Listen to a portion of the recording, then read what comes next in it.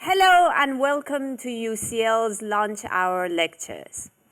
I'm Bonnie Ambari, a lecturer on intelligent mobility at UCL, and today I'm very pleased to introduce the lecture of today on if driverless cars are the solution, so what is the question? By Dr. Stilgoe. He's a senior lecturer in the Department of Science and Technology Studies here at UCL. Before his current position, he was working on science policy at the Royal Society, and before that in the think tank Demos. He's interested in public engagement in science and policies for emerging technologies. And he has looked into nanotechnology, artificial intelligence, and geoengineering. And his current focus is on driverless cars. Please join me in welcoming him for his lecture. Thank you, Bonnie. Thank you, everybody. So, Barney, I should start off by saying, actually knows about this stuff. She's an engineer, scientist who actually knows about the technology. I am a social scientist who is interested in self-driving cars as much because they seem to me an extremely interesting social experiment. So I do social research. My first piece of social research in this room, hands up, who is excited about self-driving cars? I am sort of cautiously, and who's worried? Good. Now you see, the interesting thing is that most of you are both, and it's that I'm going to try to make sense of today. I'm going to start with a story, because this is a story that happened almost exactly a year ago, and it doesn't tell us everything about self-driving cars, but it tells us something quite interesting. And it's a complicated story with some detail, so I will skate over it, but try to bring out the bits that I think are important. Okay, and it starts on the streets of the town of Tempe in Arizona, in the middle of the desert in the southern United States. A dark night, 10 o'clock at night, a homeless woman, Elaine Hertzberg, is pushing her bike across the road, and she is hit by a Volvo SUV that is owned by Uber. Half an hour later, she is pronounced dead by the police. This was the car that hit her. It was traveling at 38 miles an hour, and it didn't slow down before it hit her. There was a woman behind the wheel, Rafaela Vasquez, but she wasn't driving. A computer was driving. So Elaine Hertzberg has the rather odd characteristic of being the first person to be killed by a self-driving car. This picture actually came from a video that was released by Uber soon after the crash, and seemed to show that Rafaela Vasquez was not looking at the road at all. She was not doing what was expected of her, monitoring this computer system. When the police later looked at the data from her mobile phone, they found that she appeared to be watching The Voice on her mobile phone instead of looking at the road, because, well, we understand she was trusting that the system was doing the driving, so she didn't have to. We are currently waiting to hear from a full inquiry about what happened in this crash. These things take a long time. But as far as we can tell, what happened in the seconds beforehand is that the software inside the computer was trying to make sense of its surroundings, was trying to work out whether objects in the road were important and should be avoided, or whether they were the sort of things that could just be ignored. In this case, it clearly got that wrong. The software decided about a second before the impact that this was a thing that needed to be avoided, but the system was being tested at the time, and so the emergency braking had been switched off inside the car. So this is a rather troubling story, a rather troubling data point in a social experiment that is sort of unfolding in a rather haphazard way in various parts of the world at the moment. And it's rather different from one of the ways that has already become common to think about self-driving cars. So if you turn up at a place like UCL and you start an undergraduate degree, you might play around with self-driving cars as a case study. You might go into a philosophy tutorial and you might be shown something like this. This is one of those thought experiments that people either groan about or giggle about, right? Some of you will know about this. You are this person with the lever. For some reason, it's always this peculiar cartoon that, as far as I can tell, was drawn by a philosopher a decade or so ago and has just become the de facto way of representing what is now known as the trolley problem. So you are the person with the lever. You have to decide, do you let this train kill 5 people, or do you pull the lever, switching it onto another track and killing 1? Hands up, who pulls the lever?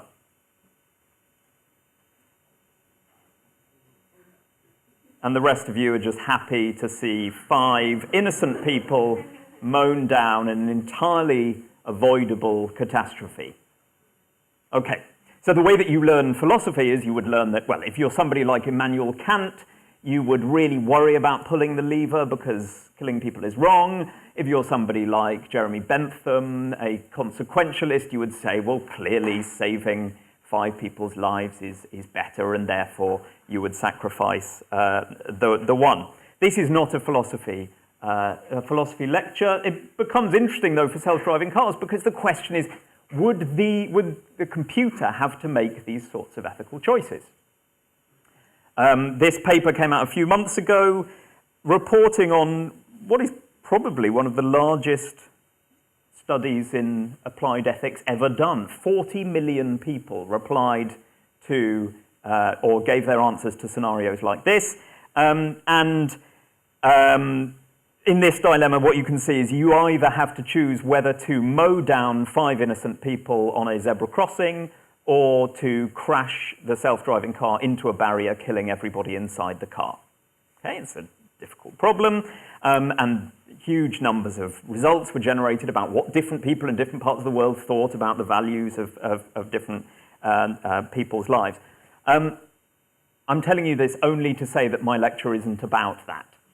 Right? These are thought experiments that, I mean, they may be interesting and a good way of teaching philosophy, but I would say for people like me interested in, well, what do you do about this in the near term, they are largely irrelevant. And very helpfully, the critique comes from one of my new favorite programs, The Good Place, which those of you that don't know is all about heaven and hell and discusses philosophy in entirely convincing and amusing ways. I will let Ted Danson do the explaining. You just tell me the right answer. Well, that's what's so great about the trolley problem is that there is no right answer. This is why everyone hates moral philosophy professors. I'm on your side here, dude, but he is not wrong. So, now, not everybody does hate moral philosophy professors, right? That is, some of my best friends are moral philosophy professors. Obviously they're not. I have real friends. But my point is that this is not a case study in ethics. It's a case study in politics. And when we talk about the politics of new technologies, things get quite complicated. We have to have a difficult discussion about how, given the uncertainties of the future, how do we say intelligent things about who is likely to win and lose in technological futures? So my starting point is that technologies are not just means to ends, they're not just tools, they are political artifacts in and of themselves. Now, if I'd said that to politicians 5 years ago, they may have given me a blank stare. Now they may give me a blank stare, but there may be a twinkle of recognition caused by things like Facebook, right, which we realize are making a difference in the world and doing more than just their promise of connecting people to other people. So my case study, for those of you that didn't do the reading, is this technology, the tomato harvester, which comes from a philosopher of technology, Langdon Winner. And he says this is an interesting technology because here we have a technology that clearly put people out of work. between the 1960s, 1970s, within about a decade, tens of thousands of largely immigrant laborers in the US were put out of work because of the rapid uptake of this machine. But it did something else as well. It also changed the nature of farming, because only large farms on the whole could afford these machines, which meant that small farms went bust because they couldn't compete. And it changed the nature of our food, because if you are a tomato, you have to be pretty tough to survive that machine, which meant that only a certain sort of tomato could be grown in order to be harvested by that. But to say that that technology on its own has political ramifications is, again, to miss the point. There was other stuff going on as well. So most of these laborers were Mexicans.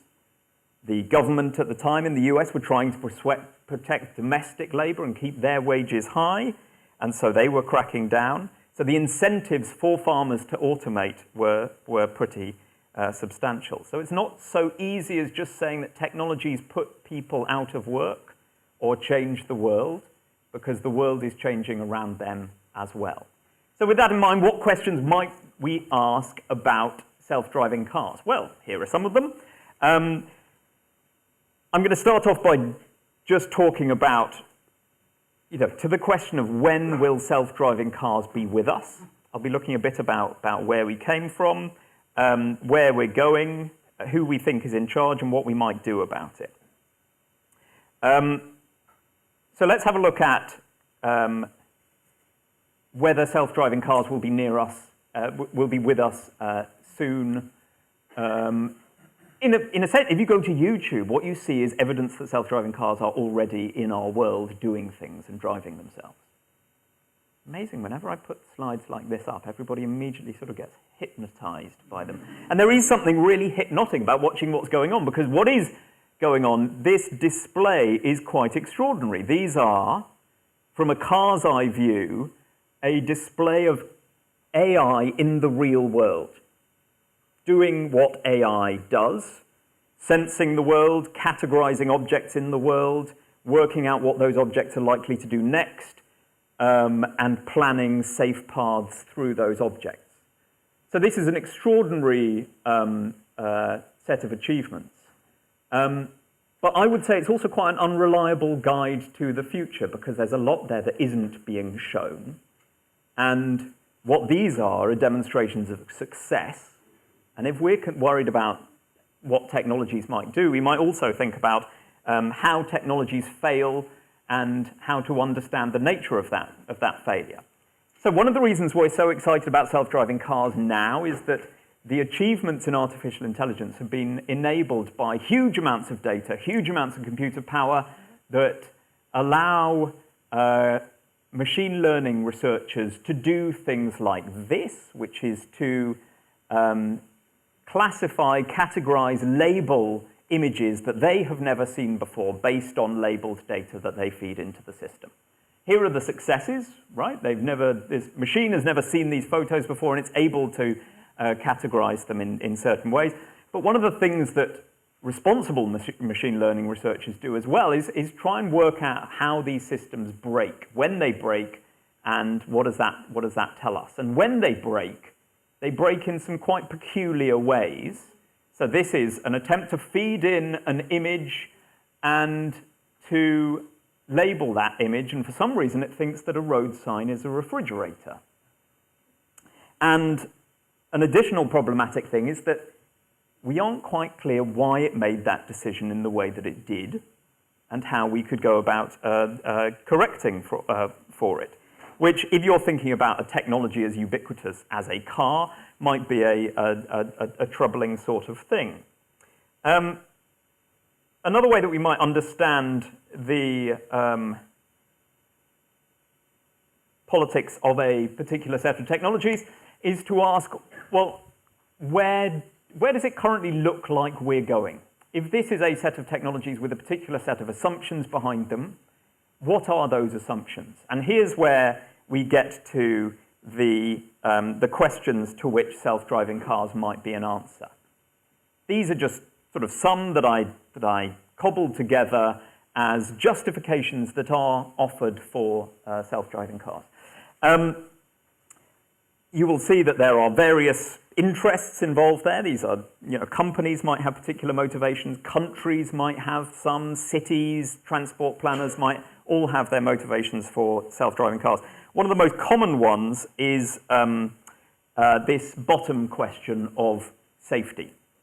So safety, it began as the dominant justification for self-driving cars, and if you are a technological optimist, you say, well, here is clearly something where technology can fix a problem that actually we all know about. So back to our trolley problem that we're not talking about. This is one person's representation of the decision that we need to make about self-driving cars. Do we adopt them, in which case we save countless lives, or do we carry on needlessly killing people? In this sort of frame of mind, so this is the technological optimist frame, the problem to be solved is, in effect, us. We are the issue.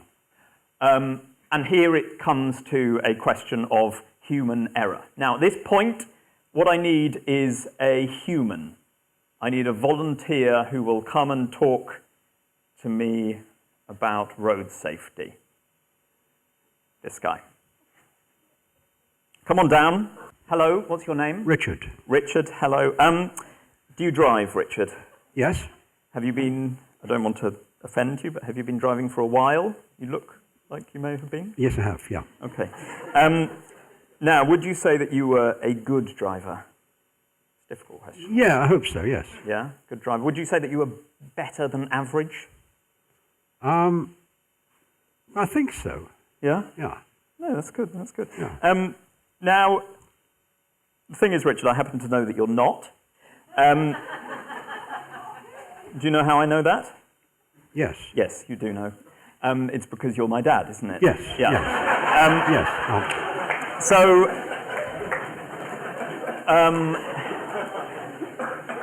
you, I imagine, sometimes go slightly over the speed limit? Yes, yeah, yeah. Sometimes you occasionally get distracted, especially on roads that you're really familiar with. Sorry, what was the question? I imagine that you have a quite advanced car that you've been driving for a while. You know how it works. Yeah. Yeah. You occasionally, just occasionally, pretend that that car is a self-driving car? I have, yes. Yes. Yes. That's fine. As far as I can tell, the police aren't watching this live streamed. But thank you, Dad. You can go and sit down. You've been. Thank you very much. Your mother's not mad about the beard, but otherwise, yeah. Thank you, everybody. Thank you to my dad. I don't get to do many double acts with my dad, so that was an opportunity too good to miss. And for the record, he is a very good driver. That was just a performance. But also, he is in good company thinking that he is a better driver than average. Most of us do. Here are some, well, now quite old statistics on the numbers of people that think that they are better than average drivers. The mathematically minded among you will know that about 50% of people should be better than average drivers, 50% should be worse. The Swedes are relatively over-optimistic. The Americans are massively over-optimistic about their abilities as drivers. These are two useful countries to look at because they are also among rich countries at the top and bottom of the road safety scale. America is a public health disaster in road safety terms. Sweden is the safest large country in the world when it comes to road safety, but by any measure, this is a lot of people dying. This adds up to, around the world, more than 1 million people every year dying on the road. And so for proponents of a particular technological fix, this becomes a problem to be solved. And if you have the answer, which is to remove human error and replace it with a perfect, infallible computer that doesn't get drunk, that doesn't get distracted, then that is quite persuasive.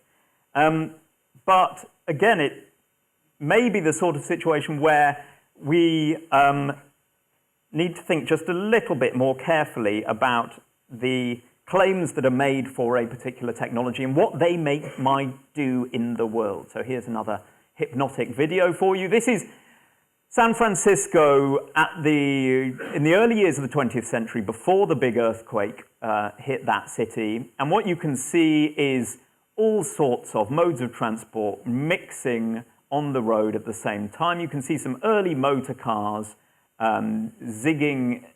zigzagging in and out of these other forms of transport.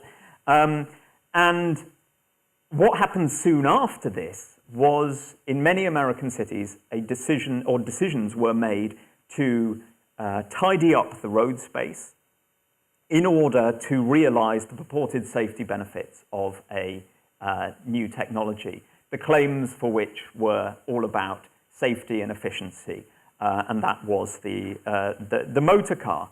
This didn't just happen in technological ways by, for example, constructing traffic lights and junctions to suit cars. It also happened through means of social control. So we see the invention of words like pedestrian and, more pejoratively, jaywalker. So the jaywalker was a construction of the motor lobby in order to clarify that roads were places for cars, not for people. So what we see is the rearrangement of American cities at the start of the 20th century to suit a particular new technology. And these rearrangements ended up being rather consequential, as we know. So if you look at how car culture has expanded in the Western US, you can see graphics like this, which, there's something sort of rather beautiful about what's going on if you happen to not be in that traffic at the time, right? But this is car dependency in action. This is a set of social and technological arrangements that it becomes extremely hard to extricate ourselves from. And at a more sort of local level, we see the relationships between different modes of transport imprinted on the world around us. So this is gloriously the road outside us at the moment, Euston Road, where you see the arrangement of particular areas to suit particular forms of transport. Segregation of pedestrians, buses, cars, with the message being that cars are allowed to and encouraged to travel freely and quickly along that road. And if we want to look at an alternative, and this is really Barney's area, we get to something like Exhibition Road outside Imperial College London, where the experiment that has been happening for a few years is in what's called shared space, trying to bring these modes of transport back together and reintroduce that sort of uncertainty, which, following the American logic, is sort of irrational.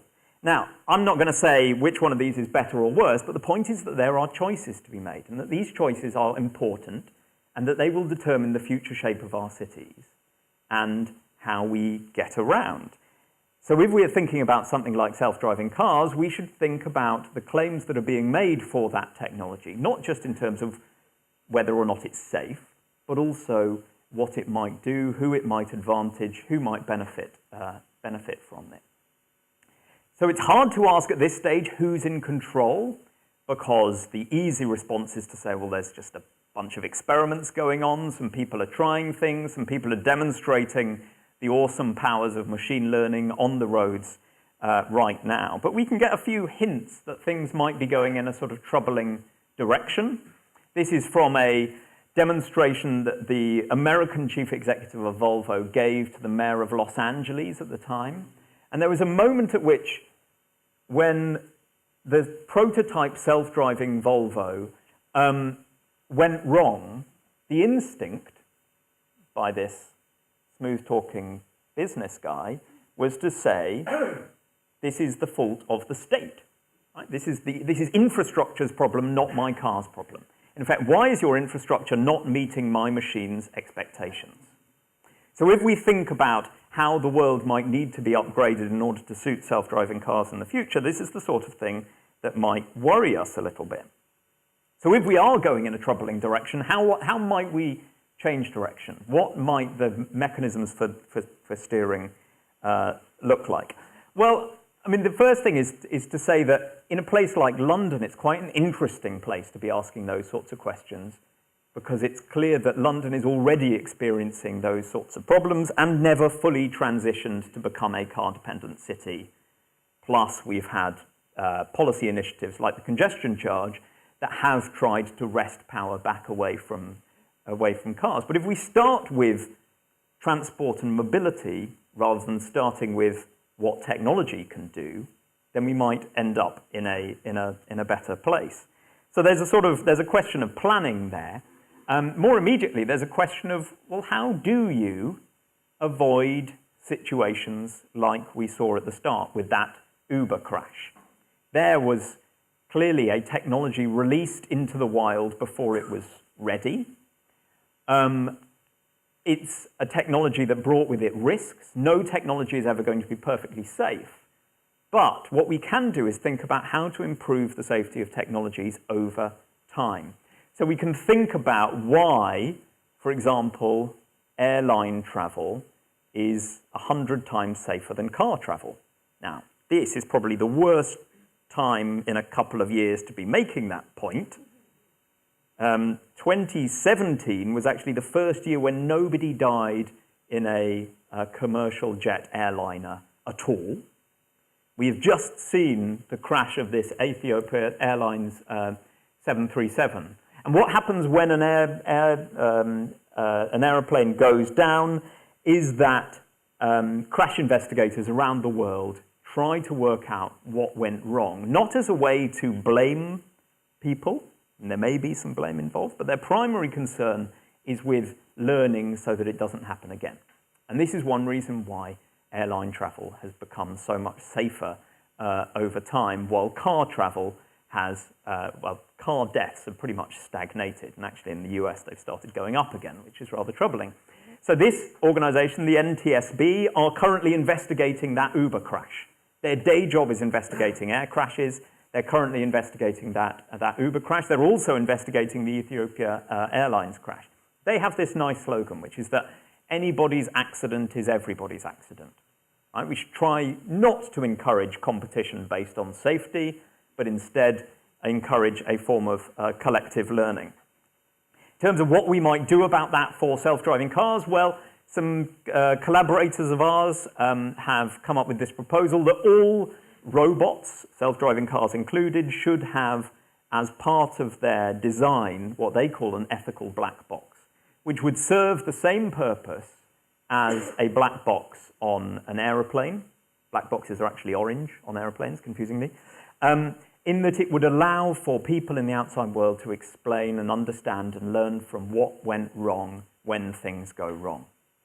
Which is difficult for the engineers behind self-driving cars because it means admitting that things will go wrong. But things will go wrong. So the question is how we learn from that when they do. Right, I should probably end there so that we've got plenty of time for questions. All I would do just to finalize is that if anybody is interested, April the 4th, we are launching our new project. This is with my colleagues Peter Jones and Tom Cohen over there. I'm pointing to them so that if any questions about transport come up, I can just say, ta-da! But we will be launching that project at Nesta on April the 4th. So if any of you want to come along, go to our website, sign up, and join in that discussion. And I hope I've now left enough time for questions. But thank you.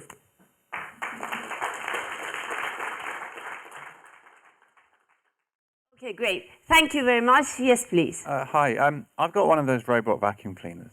Sorry? I've got one of those robot vacuum cleaners. So I have a nice analogy for the way the streets are, because you have to define your entire living space around what that thing will do to, bits of string or socks or bags or whatever. So that's an interesting kind of miniature experience of what you were saying about the layout. But I would be interested in hearing. Now on very boring days, which doesn't happen very often to me, like if I'm ill, you can start messing with them. You can put a shoe in the way and then you move it, and it can be vaguely entertaining for a few seconds.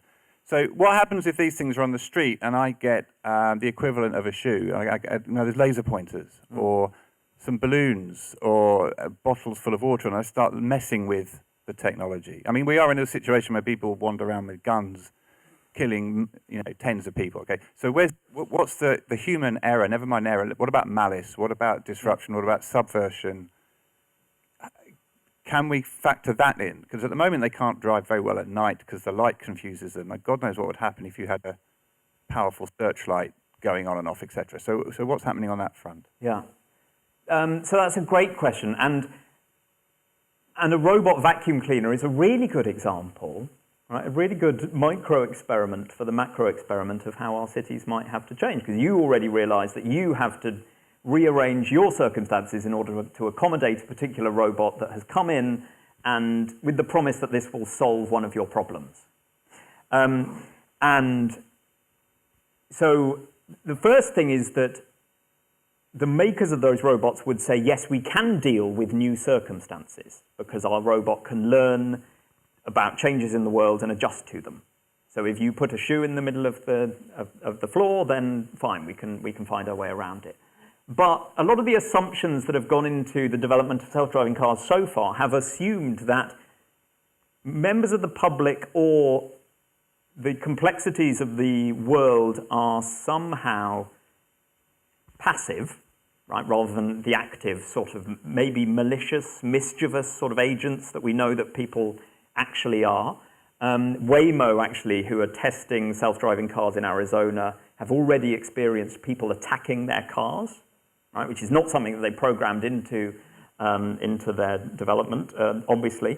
I think what we will see is there will need to be a switch in the story. At the moment, the story is all of those sorts of complexities that you are introducing can be engineered into the system, and that's the advantage of machine learning. But I think what we will see is the sorts of pressures that we saw with the motor car and that you're getting with the Volvo chief executive, which is to engineer those complexities out of the system. So that would mean, in engineering terms, the construction of segregated spaces for self-driving cars, right? And then you get to something that's quite like the Docklands Light Railway. It's in effect, we are controlling the system, it's driverless, and it works largely because nothing else, you don't get people putting shoes on the line in front of the Docklands Light Railway, because if they did, we would know who was at fault there.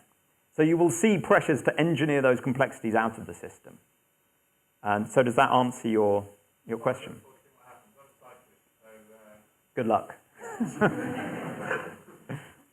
Actually, when I first had a test drive in a Tesla, and I'm a cyclist as well, and I asked if I could turn on Autopilot. This was in the US, and they said, it's still learning. It's sort of good with cars, but it's not good with cyclists. And this is when we were, down the road, 75 miles an hour, and you thought, oh, okay, fine. Sorry. Could you expand a bit on what you think the impact will be on cities' traffic and the use of urban space? For example, I've read that self-driving cars might cause cities to contract because there will be less space dedicated to cars. They also might cause cities to expand as it's practical to live further out. So what's your view of the impact on cities? So I don't like talking in terms of impact because it suggests that we know where this technology is going and we know what it will do. I can actually see a massive range of possible futures. I can see futures in which cities make use of self-driving technology in ways that mean that they can become denser and more sustainable and potentially more livable. And I can also see cities making use of the technology in such a way that they encourage sprawl and they encourage long commuting times. So I don't think we can say anything sensible at all about the impact of the particular technology. I have worries that if certain people are in charge of the technology and develop it in a certain direction, then it will lead to sprawl and it will lead to unsustainable transport systems. It could even lead to much worse congestion. So it could go anywhere. Thank you very much for your question. Yes, please. It may be a question more for the Driverless Futures programme. Great. Than to answer now. You mentioned about airline safety. One of the important factors, and this is what I wonder if could ever be applied to cars, is the behaviour of the people involved in the accident, because the whole basis of the approach is that you keep the lawyers out, you do not apportion blame, and people who are involved, if they tell the inquiry board exactly what happened, which includes, I made a mistake, it's my fault, they are not liable for any prosecution or any damages. If they were liable, if they did make a mistake and don't own up, and then the Board of Inquiry finds out, they're hammered for it. But basically it's this concept of changing the behaviour of the inquiry, which brings safety up. And I wonder if you think that could be applied to cars. Well, I think that's really interesting. That's the trade-off that I think is in front of us. In terms of safety, it's a trade-off between liability and learning. And the decision that was reached, decades ago with air travel, as you know, was to prioritise learning, to say that actually liability would somehow be collectivised, which means that it's somehow difficult to blame particular agents for particular things because you're claiming that the greater good, which is system safety over time. We do have other models for that, like, for example, vaccine safety, where we say the collective good is the thing that we value, and therefore if a particular vaccine causes a particular side effect, then liability is limited. And that's a really difficult conversation for society to have. It's a necessarily democratic one. And it isn't, from what I understand of the car industry, at all a familiar one for car makers to have. Thank you very much.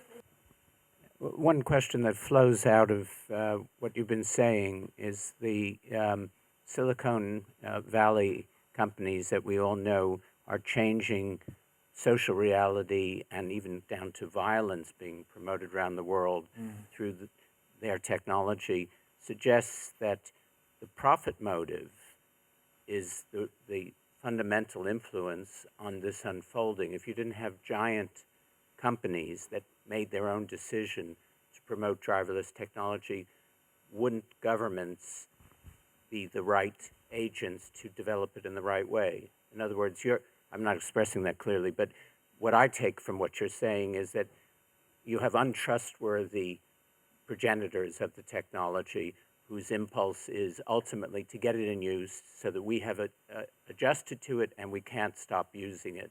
Whereas if, say, Stockholm as a city, which has a different attitude towards organizing life, we're in charge of deciding what's best transport for Stockholm without the influence of stock market traded companies, the outcome might be very different.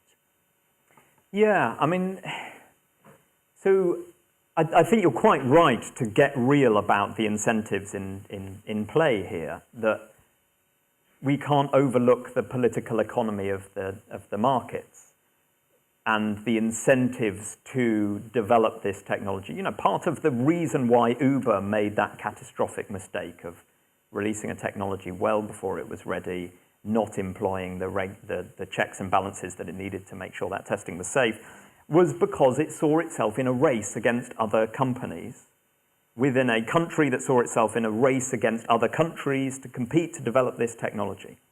And that is the political economic reality. We're not yet at a stage where the profit motive is clear, because it's not quite clear what the business model looks like. But there is certainly an identification of the problems that these people see as important that might not be universally shared. Uber's problems will not be our problems. Tesla's identification of the problem will not be a universal, a democratic one. So this is why I talk in terms of questions that are imagined to be the important ones. So I don't think we're quite there yet where we can put our finger on the interests and say, why are people doing what they're doing? Because I think what you might see, like with Facebook, is the pivoting of those companies in response to market pressures in the future. So we need to be quite vigilant about watching all of this.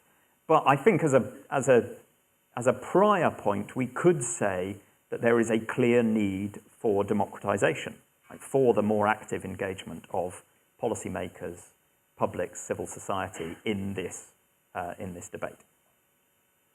Thank you very much. Jack, thanks for a very interesting talk. You showed the story of the invention of jaywalking in 1922. I'm aware of quite a lot of social behavioural research around what's called user acceptance of driverless cars. Maybe a revealing word. And these things are going to come. We have to work out how to make people accept them.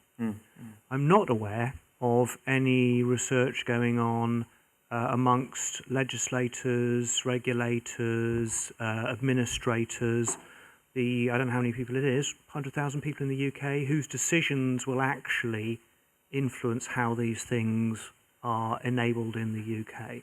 And at the end of the day, if they're good, then people will buy them, right? So user acceptance is going to be depend on how the product is. But the way that our society accepts it is going to depend on the attitudes and understanding of those 100,000. Are you aware of any research that's going on to what those people actually think and know and what their attitudes might be? So I don't know. I mean, understanding what legislators and decision makers think themselves is complicated. I mean, if you want to know what various stakeholders think, you could just take a turn to your left and ask Tom, because he did a big piece of work for the Department of Transport on that I was part of. But I think your point is a really important one, which is that often we look at the public and we say they're going to be a problem because they won't accept this technology because they're Luddites or they're laggards or whatever we call them. And it tends not to be that that we worry about what the developers and the decision makers think.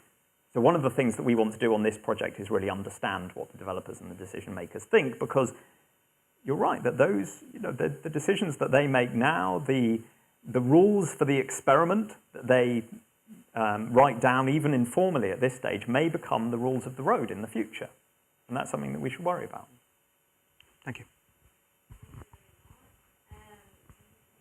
I'm just wondering, so we know that this technology's got lots of opportunity to help people like the older generation, people who can't drive anymore, but I didn't say you. But we also know that that generation are quite often the most resistant to taking up new technology and find it the hardest. In your experience, how do you think this technology could exacerbate some of the kind of inequalities we've got in society between older and younger generations, or how could it be helpful with dealing with some of those problems? I mean, it could make those inequalities worse in all sorts of different ways. I don't quite think we know at the moment how it could widen inequalities. But we could certainly worry about an assumption that the development of the technology in search of a profit motive will just follow the money. And that is likely to widen inequalities and mean that the actual benefits, the potential in terms of people that currently don't have access to transport, aren't able to use cars, for example, those people will be the last people to benefit from the technology, and that would be an enormous shame. So again, here's a case for government intervention. I mean, I don't know. I'd want to know more about old people's attitudes to technology in general, because some of the early survey data suggests that actually old people are the keenest to acquire technologies that help them to drive. That might be a rather different thing from saying, we're banning you from driving, this is the future, you're either with us or you're sat at home on your own. Right? So again, this could go in a few different directions. I don't think we know yet. I am offended because you called me a Luddite. We called the people that are against this technology. And this goes back to the original question is, what is the question? And again, in this last quotation, you say that the car is a good. But really, we should see the car as a bad in an urban context. So the question is, you were talking about mobility, older people that they need a car. That's, I mean, you're being brainwashed by the car lobby. Definitely. So the question is, I think, is people want to get around to where they want, the things they want to do. And so, the use of words, I think, is one has to be a little bit careful. Yeah, no, I couldn't agree more that we need to be careful with the use of words. I don't think I was assuming that cars were good. I think they are just things in the world that have benefits and disbenefits. And one of the things that I'm most interested in is how we can make better decisions about future technologies to realize more of the benefits without the disbenefits. And also, I mean, the other thing I would say as a science and technology studies person is don't get offended if I call you a Luddite. Remember, the Luddites had a point, right? So when... No, just one last thing, just for the public. It's worth sometimes to also look into what would be the chances of that accident happening with a human or with a driverless car. If the chance was equal, then probably that's not really the driverless car's mistake. If for instance, the cyclist was just jumping in front of the car, which would be anyways cause an accident, even if the driver was carrying it, that we cannot blame that on the technology, but obviously there are accidents that is as a result of failure of the handover task or other things which we really need to study and learn from, as you mentioned earlier. And as you said very well in your presentation, it's not only about technology development, it's also us. There should be a phase where we are trying to also change people's behaviors, users' behaviors around the technology, which at the moment, as you mentioned very well, is there's not much going on around how to improve the trust of people in the technology. So there are key things that I think it's worth exploring maybe in your project. Yeah, indeed. Thank you very much. May I ask you to join me in thanking...